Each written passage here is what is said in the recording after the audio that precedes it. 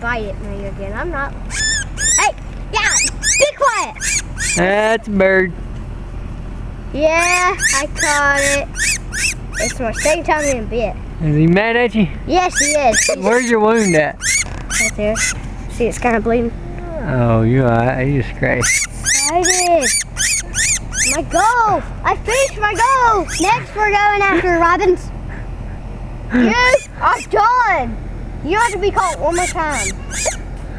He wanted to catch one of the things so bad. Ah, ah, ah. You gonna throw him up there and let him fly away? My catch.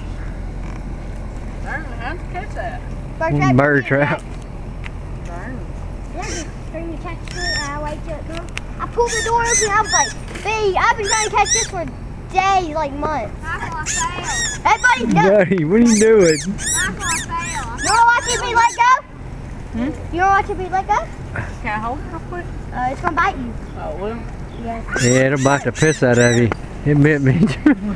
Alright. There it is. My wound right there. You wanna throw it up in the air, man? Let's let it.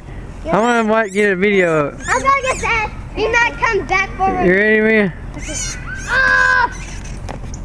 Whoa! It's bit me. I had to let go. Alright.